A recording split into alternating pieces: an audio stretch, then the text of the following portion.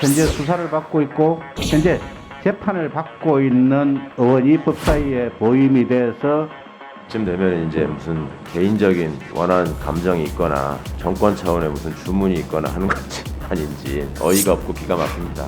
한동훈 장관과 저와의 개인적인 관계를 자꾸 부각시키는지는 모르겠는데 한동훈 장관과 저는 검사와 피해자를 우리가 만난 적이 있습니까? 제가 지휘한 사건으로 기소되셨죠. 또 제가 피해자고 본인은 피해자라고 주장하지만 기소되셨잖아요. 내가 더 피해자라고 보는 게 그러니까 이해 충돌이 있다는 얘기입니다. 어디 끼어들어가지고 지금 신상 발언하는데 아니 지금 그런 태도를 바꾸란 지금 말입니다. 이런 상황이 문제가 되기 때문에 이해 충돌의 문제를 제가 제기하는 것이죠. 그렇게 제가 법사위원회 지위를 남용해서 사건과 재판에 관여를 하고 압력을 넣으려고 했다면 제 사건의 처리 결과가 지금 그 모양 그 꼴로 계속 진행되고 있는 것인지 스스로도 아마 충분히 느끼실 수 있을 것 같습니다. 그만하시기 바랍니다.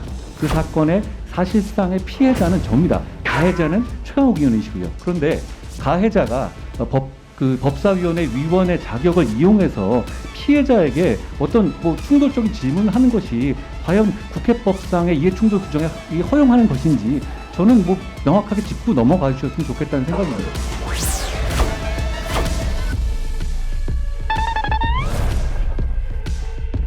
인혁당 사건 피해자분들의 배상과 관련해서 많은 분들이 한동훈 장관이 할 수 있는 좋은 조치를 했다라고 얘기를 했습니다. 저도 그렇게 생각합니다. 검찰이 과거 인혁당 사건의 재심으로 이어져서 무죄가 확정될 때까지 저지른 잘못이 과거에 있었죠? 있습니까? 없습니까? 아니 뻔히 아는 얘기는 좀 인정하고 갑시다. 과거 검찰이 잘했습니까? 잘못했습니까? 이 사건과 관련해서 말씀을 하세요 그냥. 저런 태도에 대해서 답변을 하세요 그냥. 말씀하세요. 질문했으니까 답변하세요. 제가 위원님처럼 반말을 하진 않았죠. 그따위 태도를 보이면 그따위라는 식의 말도 하지 않았어요. 저는 그렇지 않습니다. 인혁당 사건에서 검찰이 잘못한 점에 대해서 저는 저의 형사 사건의 가해자인 위원님께서 저한테 이런 질문하는 것 자체가 이상하다고 생각합니다. 공수처에서 지금 기소한 사건에 대해서는 그런 식의 논법이라면 대기 가해자고 내가 피해자죠. 대기요? 대기라고 말씀하셨어요? 대기라고 얘기했습니다. 과거에 KBS 정현주 전 사장 배임 혐의로 기소한 적이 있죠. 대한민국 검찰이. 기억합니까? 말씀하십시오. 기억합니까? 말씀.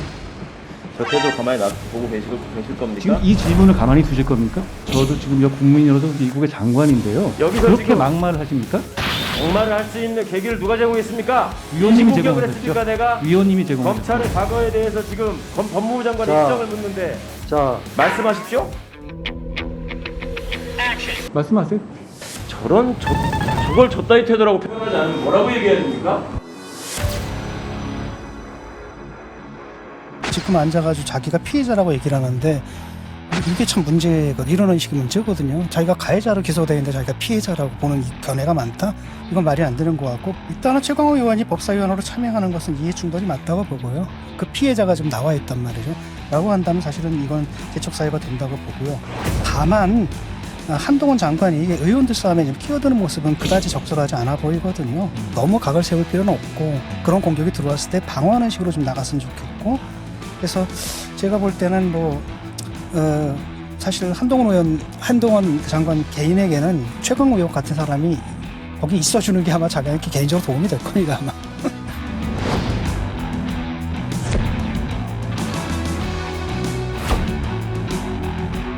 제한하는 시행령을 가지고 수사권을 오히려 확대하는 개정안으로 몸부렸습니다. 가장 나쁜 예가 위헌 위법하다.